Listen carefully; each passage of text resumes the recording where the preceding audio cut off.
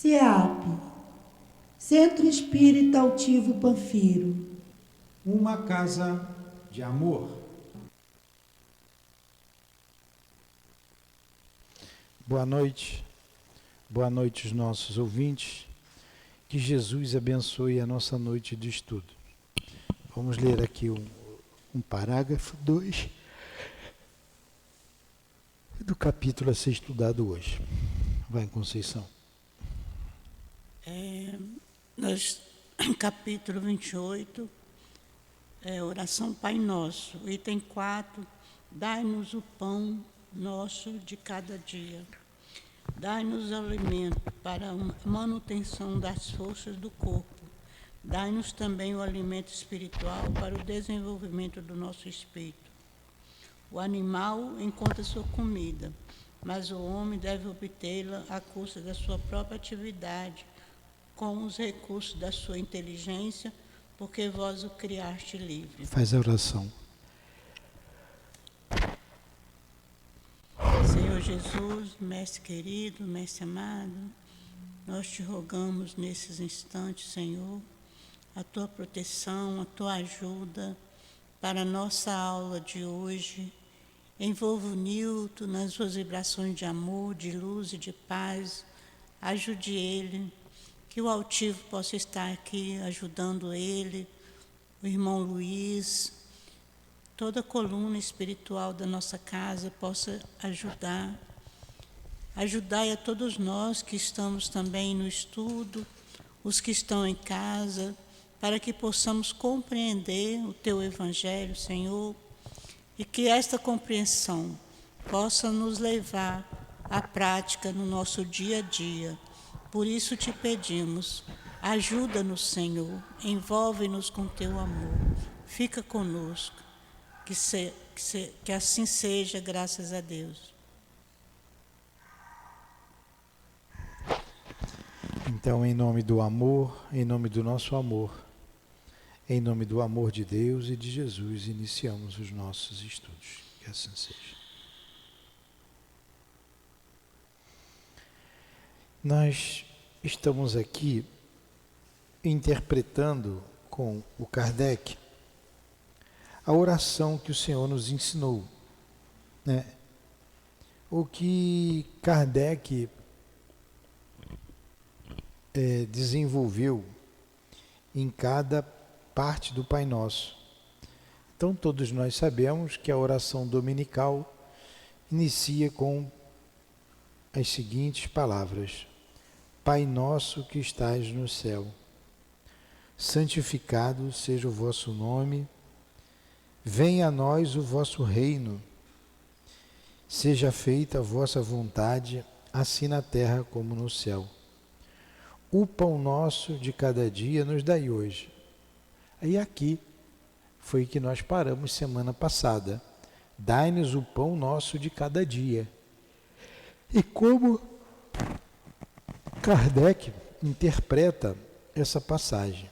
Então, a nossa Conceição leu o primeiro e o segundo parágrafo. Dai-nos o pão nosso de cada dia, entende Kardec, dai-nos o alimento para a manutenção das forças do corpo, dai-nos também um alimento espiritual, para o desenvolvimento do espírito. Então, dai-nos hoje o pão nosso de cada dia, dai-nos o pão do corpo e o pão da alma, o pão que alimenta o espírito. Aí é o que significa o pão nosso de cada dia.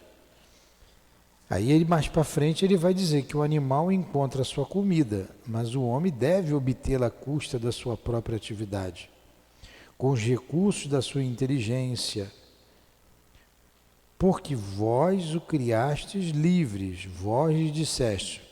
Vai, Conceição. Vós disseste, tirarás o alimento da terra com o suor do teu rosto.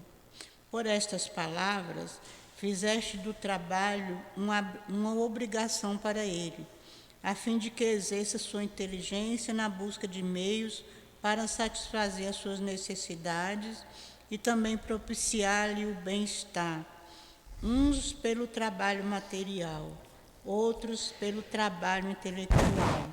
Sem o trabalho, ele ficaria estacionário e não poderia aspirar à felicidade dos espíritos superiores. Então, como que você vai trabalhar sem o pão? O corpo só funciona se tiver alimento. O alimento é que dá energia para o corpo. Então, o Pai Nosso, que dai-nos o pão nosso de cada dia, o pão do corpo. Aqui ele está falando do pão do corpo. Porque você tem que trabalhar, você tem que tirar o sustento da terra para poder viver. E para trabalhar você tem que ter energia. Para ter energia você tem que se alimentar. Então é fundamental a alimentação do homem. E mais, auxiliais o homem de boa vontade, que se entrega a vós para o necessário, não aquele que regozija na ociosidade, que tudo queria obter sem trabalho e sem fadiga, nem o que procura o supérfluo. Vê capítulo 25. Então, é necessário o pão, aquele que se esforça. Quantos fracassam por sua própria culpa, sua negligência, sua imprevidência, sua ambição, e por não terem querido se contentar com o que lhe haveis dado. Esses são os autores da sua própria desgraça, e não têm o direito de se lastimar, pois são punidos no que pecaram. Mas esses mesmos não são abandonados por vós, porque sois infinitamente misericordioso e lhes estendeis a mão caridosa, desde que, como filho pródigo, retorne sinceramente para vós. Aí ele começa a falar do pão espiritual. Encontrou aí? Vocês encontraram? Então, o pão nosso de cada dia, que está ali no Pai Nosso, é o pão do corpo, e ele coloca aqui nos primeiros parágrafos que você tem que trabalhar, e para trabalhar você precisa do pão do corpo.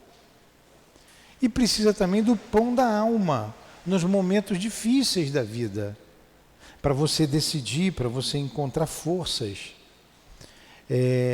Não para o preguiçoso. Não para o preguiçoso. O que trabalha tem direito ao pão material. E não ao que se revolta. Aquele que pede o pão espiritual recebe. Então, antes de nos lastimarmos... Antes de lastimarmos da nossa sorte, perguntemos a nós mesmos se ela não é uma obra de nossa autoria. A cada sofrimento que nos chegue, verifiquemos se não dependia de nós evitá-lo. Mas digamos também que Deus nos deu a inteligência para nos tirar do atoleiro e que fazer um bom uso dela depende unicamente de nós. Então, das dificuldades que a gente encontra na vida, a maioria, 99%, nós é que buscamos. Eu que estou chutando 99%, tá? Mas a maioria das dificuldades, aquela que não depende, que só dependeu de mim, tem coisa que não depende de mim. A dor da perda de um ente querido, não dependeu de mim. A pessoa ficou doente, a pessoa morreu. Então, é uma dor que vem, que é imposta. Não dependia de mim. Mas a maioria das aflições depende de nós. São escolhas erradas que a gente fez. Em consequência, a gente sofre. Então ele está continuando a dizer aqui, nesses sofrimentos, a gente não reclamar. Porque na maioria das vezes nós fomos os culpados. Então a gente pede a Deus o pão espiritual para nos dar forças, para poder superar esses momentos difíceis. Me ajuda. Seja ele qual for. Um vício, por exemplo. A pessoa entra no vício porque ela quer. E depois ela vai colher os frutos de dor daquele vício, seja bebida, alcoólica, seja o que for.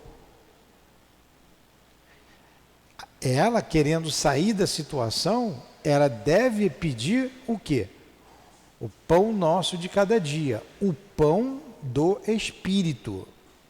O pão que vai dar a força moral necessária para você superar aquele momento. Tá? Se o trabalho nos é impossível, nós entregamos a vossa divina providência. Se estiver nos vossos desígnios nos experimentar pelas mais duras privações, apesar dos nossos esforços, nós as aceitamos como uma justa expiação das faltas que cometemos nesta vida ou em outra vida precedente, porque sois justo e sabemos que não há penas imerecidas e que jamais castigais sem causa.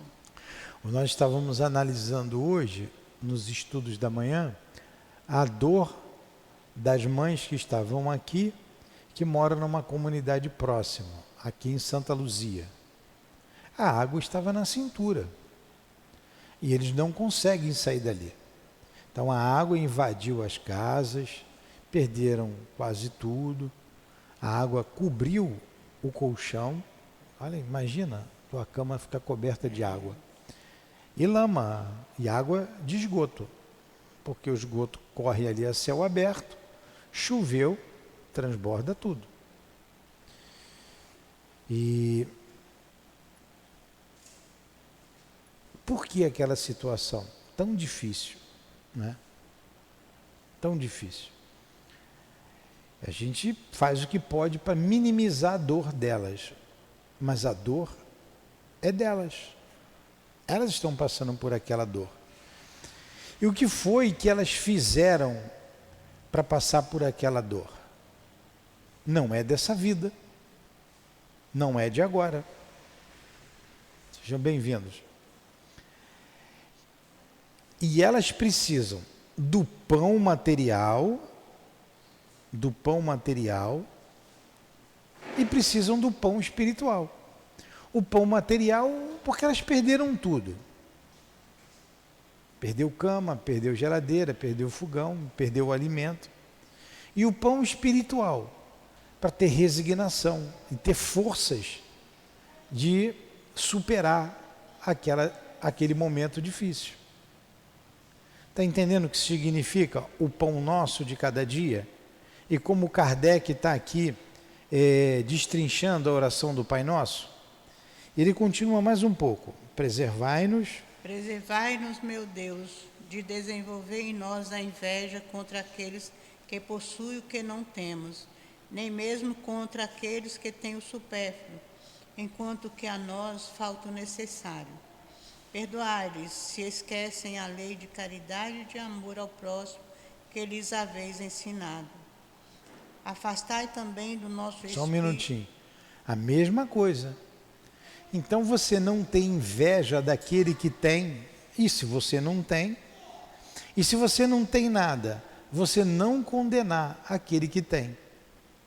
Muitas pessoas se revoltam e vão roubar, ou reclamam. Para que isso não aconteça, a oração. Então, dai-nos hoje o pão nosso de cada dia, o pão do Espírito, para que eu não reclame, para que eu seja resignado, para que eu não tenha inveja, para que eu não tenha raiva. O pão da alma. Então, o pão nosso de cada dia, mais uma vez, é o pão do corpo, como vimos no início, e o pão da alma. Continua, Conceição. Último parágrafo. Preservai-nos, afastai também do nosso espírito a ideia de negar a vossa justiça ao ver a prosperidade do mal e a infelicidade que às vezes atinge o homem de bem. Agora sabemos, graças às novas luzes, aos ensinamentos que nos deste, que a vossa justiça sempre se cumpre e não falha com pessoa alguma, que a prosperidade material do mal é tão efêmera quanto a sua existência corporal, e que ele terá que retornar em existências dolorosas, enquanto que a alegria reservada àquele que sofre será eterna. Então vamos lá. Tudo é passageiro. Tudo passa, tanto o mal quanto... e só fica o bem. O mal é passageiro, a vida é passageira. Então, por mais que seja dolorosa a nossa vida, é passageiro. Há um motivo. E o motivo nós vamos encontrar sempre em nós a causa. Sempre em nós. Então nós dissemos, tem coisas que acontecem conosco que independem da nossa vontade. Morreu um ente querido, por exemplo. Não dependeu de mim. Agora, como que eu vou passar essa situação? Como que eu vou encarar essa situação? Alguém que eu amo muito e que desencarnou. Eu tenho que encontrar. Aí Jesus nos ensina, quando fala no Pai Nosso, dai-nos hoje o pão nosso de cada dia, o alimento do Espírito que irá nos ajudar a ficar resignado, a passar pela situação da melhor maneira possível. O que nós fizemos aqui nessa casa? Desencarnou a esposa do presidente, que ele que fundou. Ele começou o trabalho aqui. Do desencarne de uma dor, surgiu um trabalho que dá oportunidade para muitas pessoas. Então vamos lá. Pai nosso que estás nos céus, santificado seja o vosso nome, venha a nós o vosso reino, seja feita a vossa vontade, assim na terra como no céu. O pão nosso de cada dia nos dai hoje. Nós vimos até aqui, cada trecho da oração do Pai Nosso. Aí ele continua, perdoai as nossas ofensas ou dívidas, assim como nós perdoamos àqueles que nos devem. Perdoai as nossas ofensas como perdoamos aqueles que nos ofenderam. Antes de ler aqui o que Kardec fala nesse trecho, a gente não presta muita atenção na oração do Pai Nosso, que normalmente a gente decora e fala para se liberar da consciência. Eu vou dormir, vou fazer uma oração. Pode deixar eles, não atrapalha não.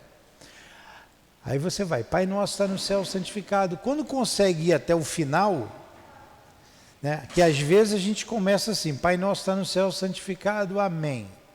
E dorme, né? Quando vê, está acordando. O espírita é diferente. O espírita faz a sua prece direitinho, Senhor, que assim seja. Dorme do mesmo jeito.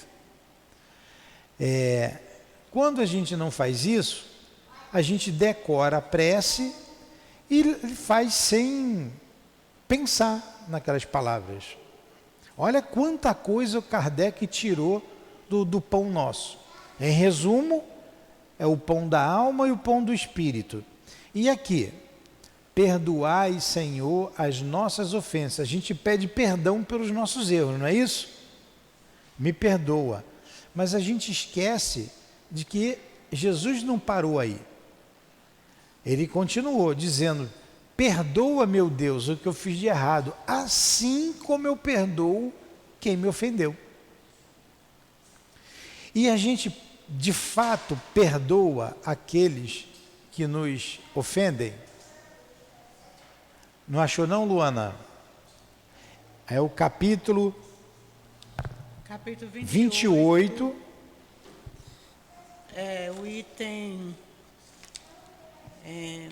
o item... 5. Perdoai as nossas ofensas, assim como nós perdoamos. Lá no final, coletânea de prece.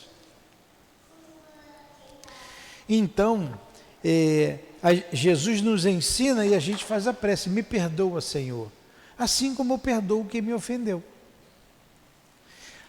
Normalmente, a gente para pensar assim, a gente quer perdão para a gente. E quem nos ofende?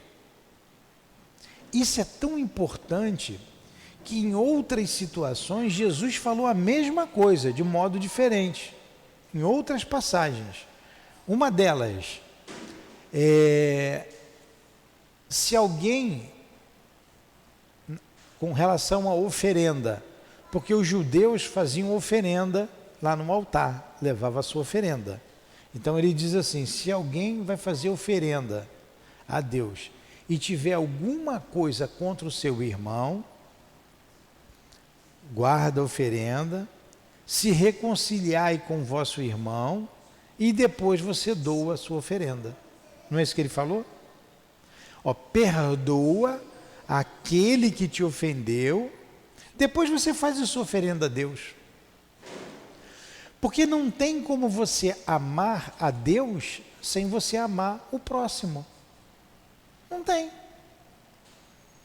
Ah, Deus eu amo, mas você não perdoa o próximo, você não compreende o próximo, você se irrita com o outro, você não tem paciência com o outro.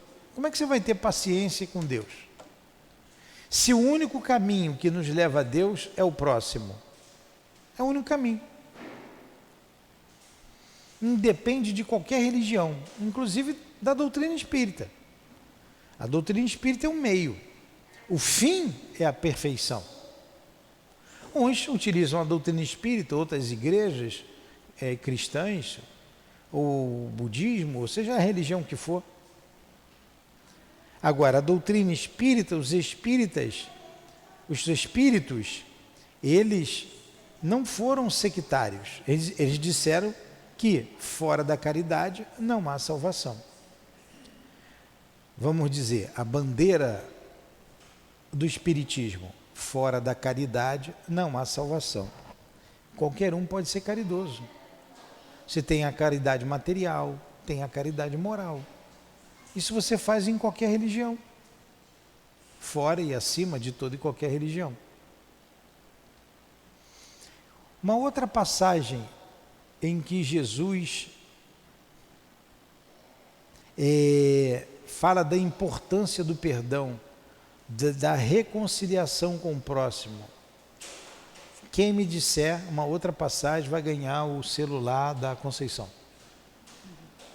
Então, valendo o celular da Conceição, uma outra passagem que Jesus fala do perdão. Dou-lhe uma, dou-lhe duas, dou-lhe três. Perda. Medo. Não, é uma passagem. Passagem de Pedro. Ah, passagem de Pedro, mas eu já tinha falado 3, tá? Você falou depois. Pedro perguntou, né? Quantas vezes eu perdoarei o meu próximo? Até 7 vezes? 7 era um número cabalístico, né? Que eles usavam muito. O que Jesus responde? Digo que não perdoais, não até 7 vezes, mas 70 vezes 7 vezes. Aí você multiplica 70 vezes 7, 490, né? Então, se eu perdoar 490 vezes, eu tô liberado? Não. É 7 vezes 70 cada ofensa. Então, é perdoar ilimitadamente. Ilimitadamente. E como é difícil o perdão, né? Machuca o nosso coração, fica magoado, fica melindrado. E algumas pessoas ainda dizem assim: eu perdoo, mas eu não quero ver na minha frente. Se vir na mesma calçada que eu mudo de lado. Não é isso? Pois é, e nós somos cristãos. Uma outra passagem que Jesus falou do perdão. Essa vale o celular da Dilan, da Conceição e da Andressa. O do Nilton é melhor, hein?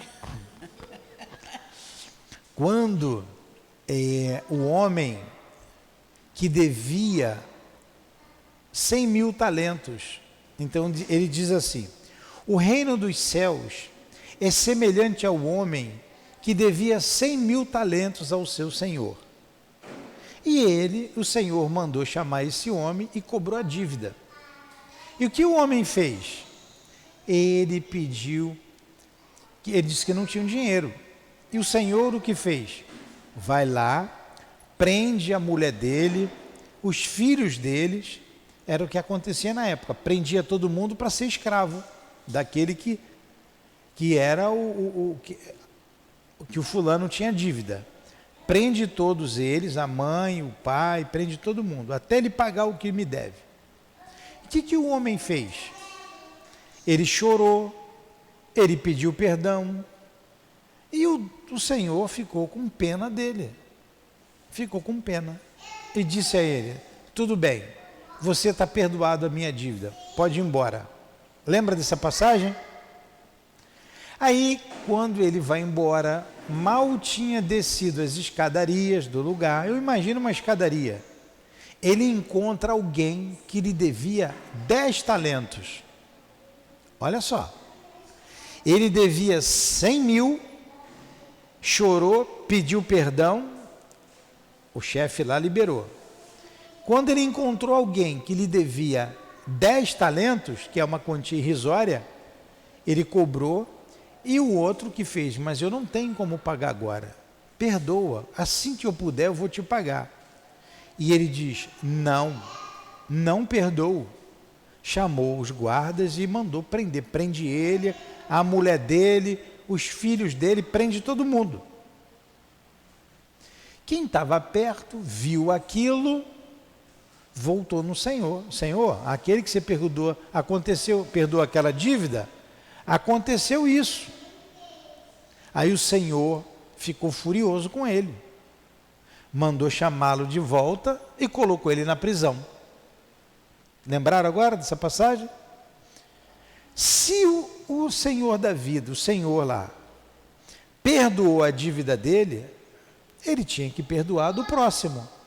E olha que a dívida dele é muito maior, a do outro era ínfima com relação a ele. Nós não sabemos o tamanho da nossa dívida para com a lei de Deus. Até porque para nós a reencarnação é um fato.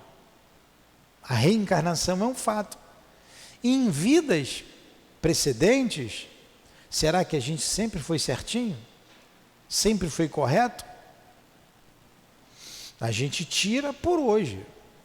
Estudando o meu caráter, a gente se estudando, olhando para dentro de nós, fazendo uma análise da gente, a gente vai saber quem foi no passado. Não precisa saber a posição que ocupou, a posição social. Eu fui rei ou eu fui escravo, isso não interessa. Porque isso aí é circunstancial. Agora, o meu caráter, o que eu fiz de bom ou de mal, isso é que é importante. Então eu preciso me conhecer, por isso que eu preciso me conhecer, saber quem eu sou. Então, se hoje eu não sou tão bom assim, significa que no passado eu também não fui. O espírito não retrograda. Qual o tamanho da nossa dívida para com a lei de Deus? Não sabemos. Então eu devo sempre perdoar o outro, seja o que for. Ali, Jesus colocou o dinheiro, os talentos, mas os talentos representam todas as dívidas, não só financeiras, pecuniárias, mas também os talentos morais que as pessoas fazem conosco. Então vimos aí algumas passagens de Jesus enfatizando a questão do perdão. E nós colocamos aqui mais essas passagens, porque todo o trabalho que a gente vê aqui de socorro espiritual, e espíritos sofrendo há séculos, perseguições de séculos, perseguições de milênios, a gente vê aqui na mesa de trabalho mediúnica, por falta de perdão. Por falta de perdão. Principalmente o perdão ao outro, mas também se perdoar. Perdoar a si próprio. O perdão é algo fundamental em nossas vidas. A gente aprender a se perdoar e a gente aprender a perdoar o outro. Para eu aprender a me perdoar, eu preciso aprender a me amar. Porque como eu vou amar o outro se eu não me amo? Se eu não me amo, como que eu vou me perdoar? Eu preciso aprender a me amar. E eu preciso amar o meu próximo. O perdão está ligado diretamente ao amor, a esse sentimento sublime. O pai a mãe, o gerador de todas as virtudes. É o amor que gera todas as virtudes. Qualquer virtude é filha do amor. A tolerância, por que você tolera o outro? Quando você é tolerante? Amor. O filho faz malcriação ali, faz uma bagunça. O que a mãe faz? Ela pode até dar uma bronca nele, mas ela ama o filho. Amor. Muitas vezes ela passa a mão na cabeça, né? Mas tem amor, por causa do amor. E todo vício, toda paixão ruim é filha do egoísmo, do orgulho, que é o contrário do amor. O egoísmo é o desamor. O egoísmo casa com orgulho. Qualquer vício você vai chegar no orgulho. Inveja. Por que você tem inveja do outro? Você diz assim, por que ele tem e eu não tenho? Olha aí você exaltando a sua personalidade, você se achando mais importante do que o outro. Isso é orgulho. Então eu só vou aprender a perdoar quando eu aprender a amar. Só vou aprender a me perdoar quando eu me amar. O Marcos Prisco, um dos guias do Divaldo, ele disse assim para o Divaldo, diz que o Marcos Prisco lá é o mesmo André Luiz, né? Aí ele diz assim, a gente precisa amar a si mesmo, amar a nós mesmos. Então o que é amar a si mesmo? Ele diz, se alguém jogar lama em você, sai da frente da lama, porque a lama passa e não te atinge. E a pessoa que pegou na lama, ela vai ficar com a mão suja de lama. Mas se você ficar na frente da lama, quer dizer, você reagir, você vai se sujar de lama. Ambos ficam sujos de lama. Você sair da frente da lama é você se amar. É você compreender o outro.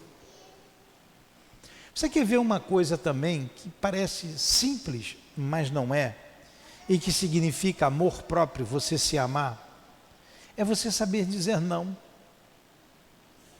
É você saber dizer sim, é você saber dizer não. Seja o vosso dizer sim, sim, não, não. Não disse Jesus? Às vezes você diz sim porque não quer magoar e você se violenta porque disse sim. E se tivesse dito não, estava tudo bem. Me pede um dinheiro emprestado, Conceição. Me presta 50 mil aí que eu estou precisando. Não. Aí a Conceição pode ficar bicuda porque ela me pediu, pegando uma coisa que veio na cabeça rápido, porque eu disse não para ela. Mas se eu tivesse emprestado, feito um sacrifício emprestado, e ela não me pagar como ela se comprometeu em me pagar no final do mês, a gente arruma uma inimizade, né? À toa. Então a gente tem que saber dizer não. Não, não posso. Não. Isso é amar a si mesmo. O sim, sim, o não, não. Quer ver um outro exemplo de amor próprio?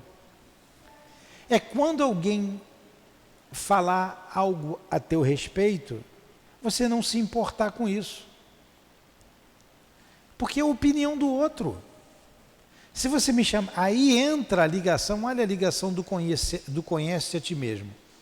Aí você me chama de feio. Eu vou ficar zangado porque você me chamou de feio?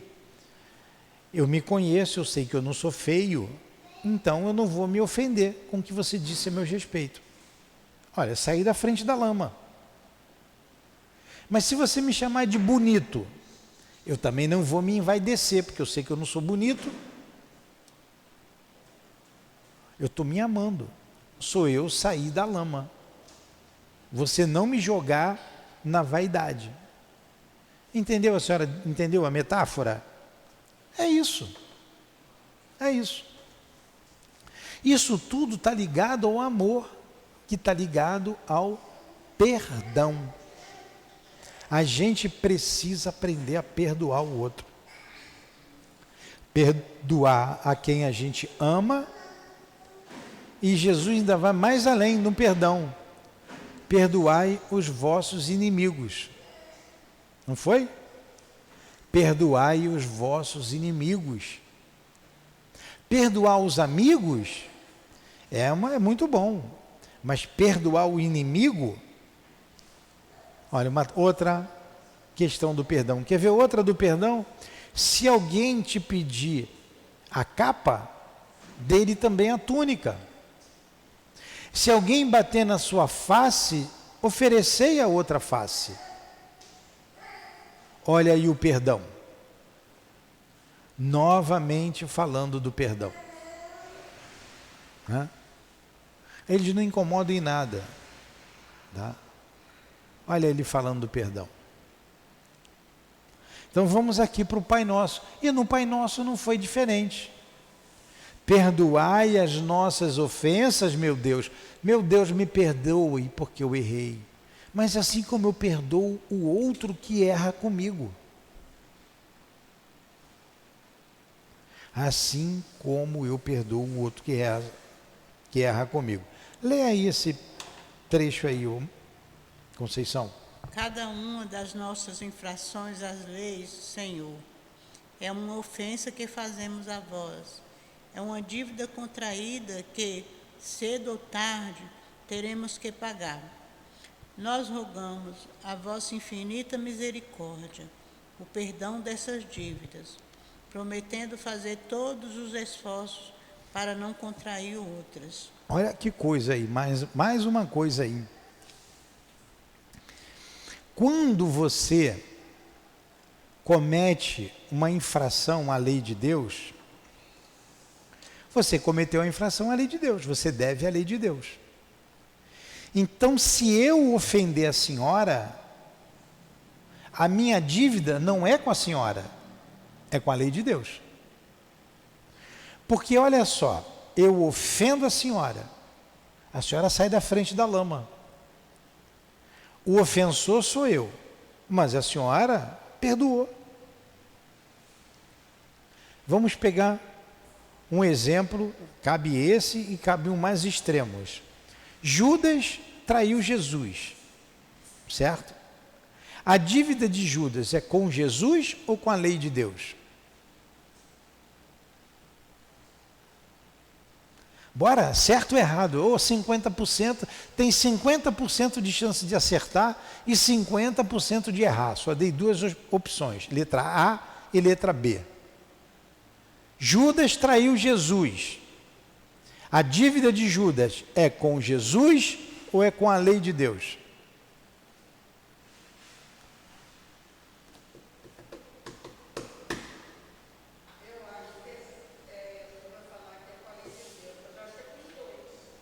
É com a lei de Deus. Jesus nem se sentiu ofendido. Nem Deus se sentiu ofendido. Mas ele infringiu a lei.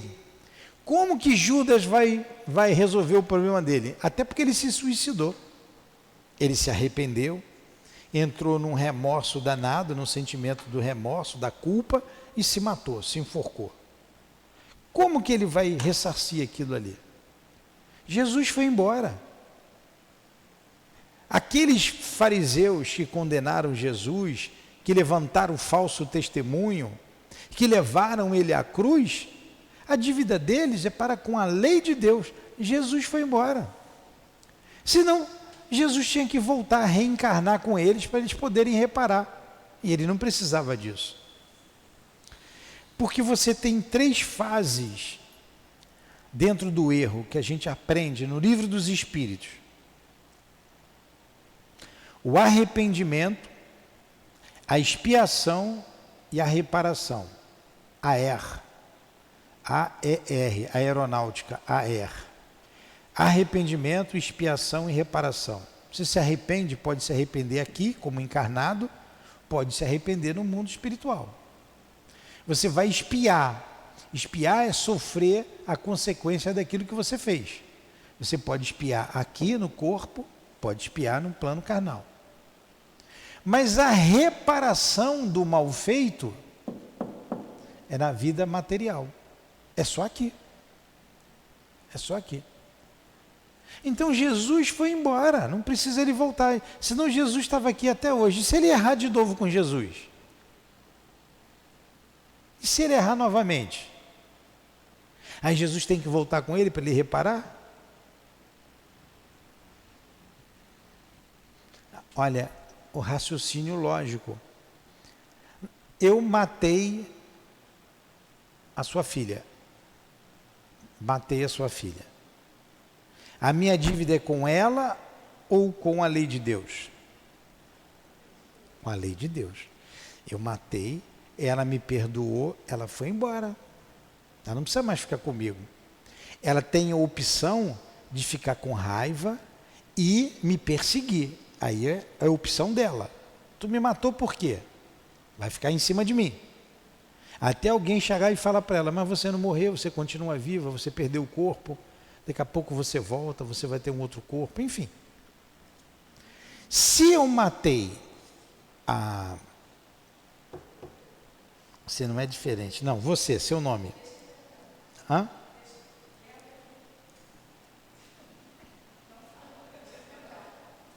Vamos para outra lá. Luana. Então, eu matei você.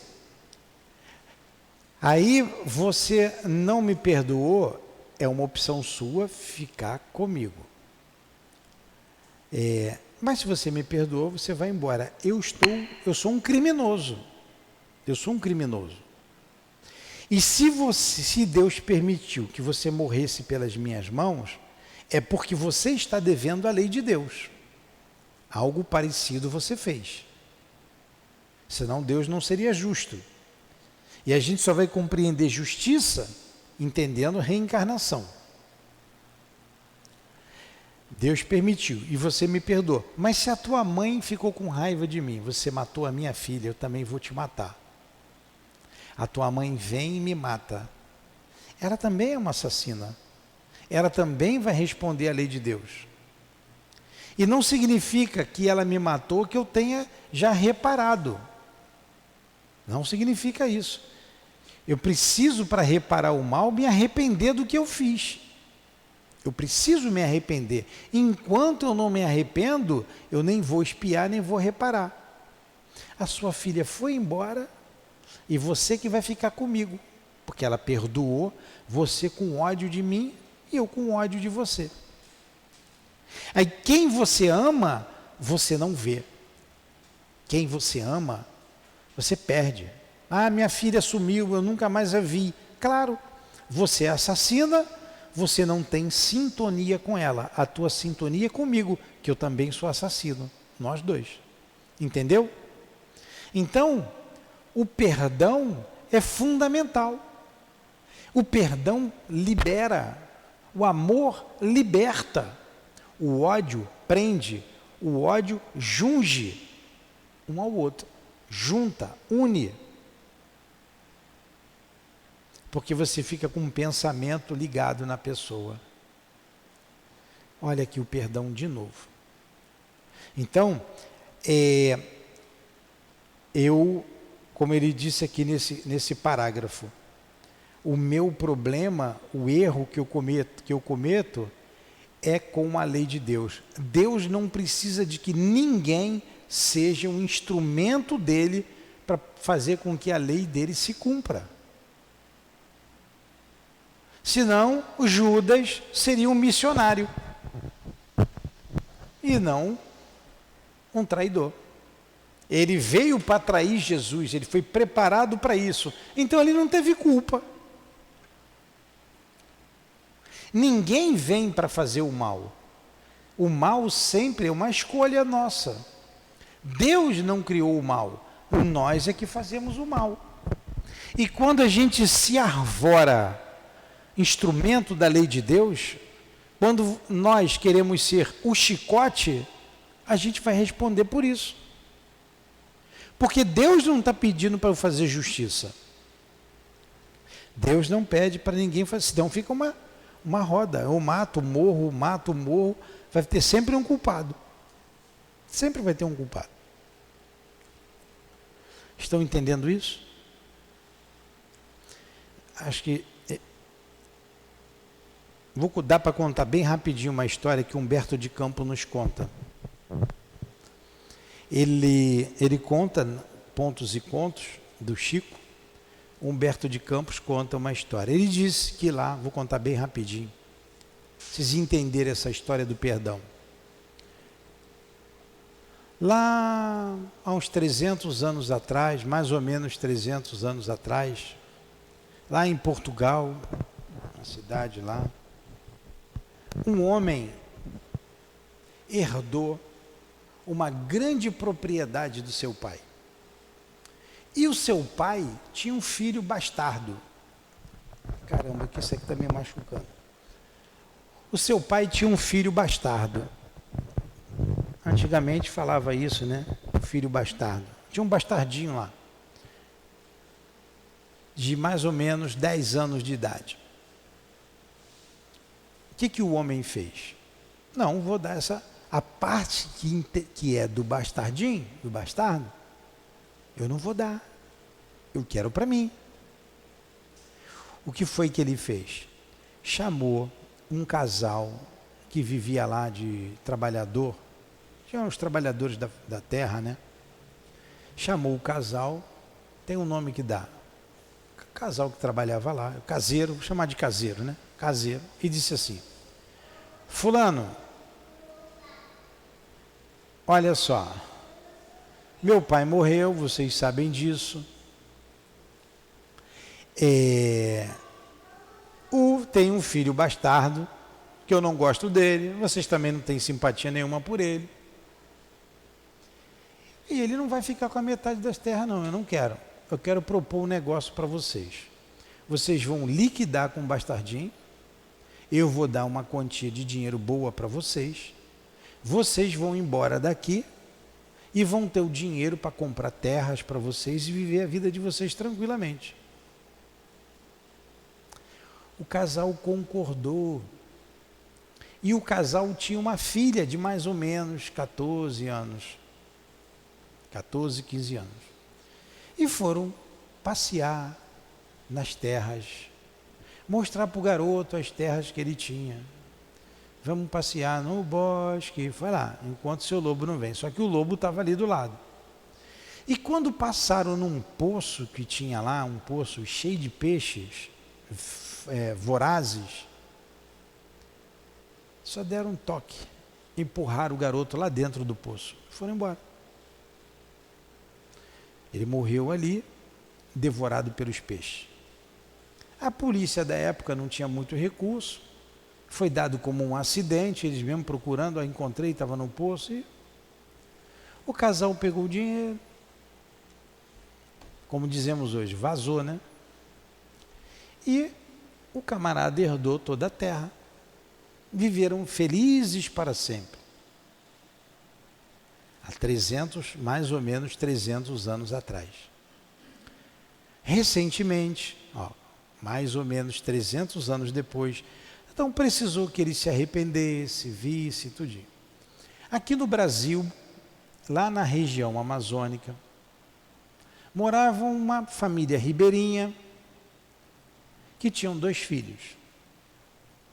Um de mais ou menos 10 anos e uma menina de mais ou menos 14 anos. Viviam bem, eram felizes, se amavam.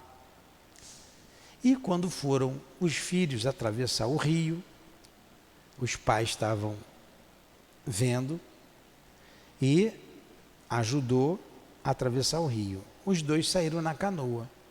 O menino se mexeu na canoa, a canoa virou, caiu dentro do rio, do lago, era um lago. E ali tinha uns peixes vorazes. E o garoto foi devorado pelos peixes. Para desespero dos pais e da irmã que continuou no barco. Todo mundo gritando e não teve como salvar o menino. História triste? Ou uma história, um final feliz? Um final feliz para o espírito. Quem era o menininho que estava no barco agora de mais ou menos 10 anos? Foi o que mandou matar lá atrás, o que herdou toda a fazenda. A menina que estava com ele de mais ou menos 15 anos, a mesma que tinha mais ou menos 15 anos. Quem eram os pais dos dois? O mesmo casal que ganhou o dinheiro e que foi embora. Precisou de alguém matar o garoto? Alguém empurrar? Não.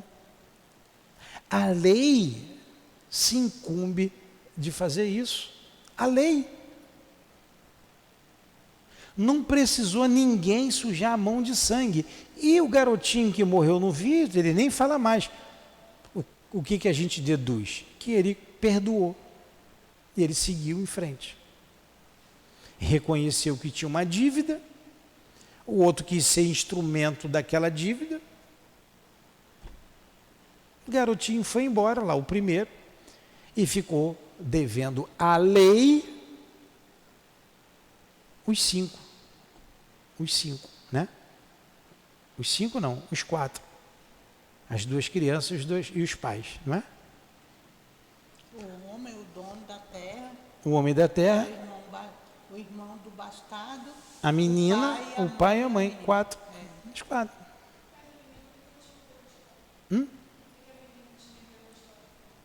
A menina acompanhou no passeio. Ela viu tudo. Ela só viu. Depois ela viu como era o irmão, ela sentiu. Antes ela foi indiferente. Vocês estão vendo? E Deus não tem pressa para que a lei se cumpra. Ele não tem pressa. Ele quer que a gente tenha consciência do erro cometido, se arrependa. Depois de arrependido, a gente vai se quitar com a lei de Deus. Não precisa de ninguém fazer eu sofrer. Eu vou sofrer, a lei vai fazer eu sofrer. Agora, se a senhora quiser ser um instrumento da lei, tudo bem, a lei vai se cumprir, mas a senhora vai ficar com essa dívida. Deus não precisa da senhora fazer justiça com as próprias mãos para vingar a sua filha. Entendeu? Porque a minha dívida é para com a lei de Deus, não para com a sua filha, nem para com a senhora. Porque nessa situação, a senhora tem a ver, sofreu, existe injustiça, mas não existe injustiçado. E assim a gente só compreende justiça divina compreendendo a reencarnação. Por isso Jesus falou muitas vezes sobre o perdão. Entendeu, Andressa? Entenderam? Entendeu? Fala, Conceição. Para mim, no caso aí, a menina ficou com a dívida porque ela assistiu tudo, sabia e não contou. Indiferente. Foi indiferente. Não contou para ninguém. Foi indiferente. Delatou, então. Vamos continuar mais um trechinho para a gente rezar e terminar. Da caridade fizeste uma lei definitiva para nós, mas a caridade não consiste apenas em ajudar o semelhante na sua necessidade. Ela também está no esquecimento e no perdão das ofensas. Como poderíamos implorar a vossa indulgência se nos esquecemos de usá-la para com aqueles dos quais nos queixamos? Olha aí. Dai-nos, meu Deus, força para apagar em nossa alma todo ressentimento, todo ódio e todo rancor. Fazei com que a morte não nos surpreenda com um desejo de vingança em nosso coração. Se for da vossa vontade nos retirar hoje mesmo daqui da terra, fazei que possamos nos apresentar a vós livre de qualquer animosidade, exemplificando Cristo, cujas palavras derradeiras foram de perdão para os seus algozes. Jesus termina ali, Pai, perdoai-lhes, que eles não sabem o que fazem, né? Então está aí o perdão. Tem outra passagem também que Jesus fala, reconcilia-te com teu adversário enquanto estás a caminho com ele, para que ele não entregue ao juiz, o juiz te entregue ao promotor e seja colocado na prisão.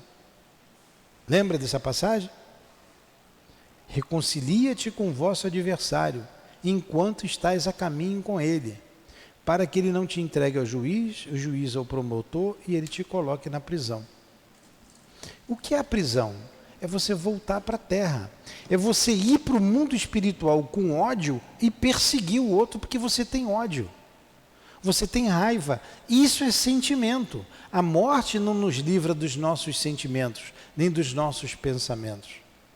Então a gente tem que se reconciliar um com o outro enquanto estamos aqui. Enquanto estamos aqui. Então, vamos ver, dá tempo de ler? Vamos parar aqui por aqui, que a gente já leu bastante. Semana que vem a gente lê esse pedacinho. A gente fala do 6, não nos abandones à tentação, mas livrai-nos do mal. A gente falou bem, por cada hora, e as crianças ali estão cansadas. Entenderam então a importância do perdão? Entendeu, moça? Entendeu, moça? Você.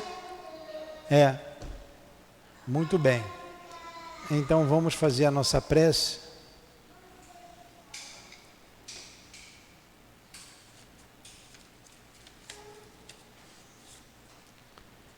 Amado Mestre Jesus, aprendemos hoje sobre o perdão, a necessidade do perdão e como todos nós, encarnados e desencarnados, que aqui nos encontramos, necessitamos desenvolver esse sentimento em nossos corações.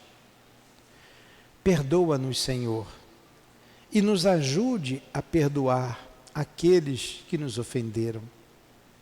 Até porque a tua lei é justa. E se nós sofremos nas mãos daqueles que se arvoraram ser instrumentos da lei, é porque tu permitistes. É porque também nós devemos a tua lei. Ajuda-nos a compreender que somos irmãos uns dos outros e precisamos nos amar como o Senhor nos amou. Conduz o nosso raciocínio lógico, mas conduza também o nosso sentimento, o nosso coração, para que nos sintamos unidos numa mesma família, filhos do mesmo Deus e sob a égide de Jesus de Nazaré. Que seja em teu nome, Jesus, que seja em nome do amor, que seja em nome do nosso amor, minha querida, em nome da direção espiritual da nossa casa, do amor que vibra aqui no SEAP, em nome de Jesus, em nome de Deus acima de tudo, sempre Leon Denis e Kardec conosco, encerramos com os nossos guias os estudos da noite de hoje. Que assim seja, graças a Deus.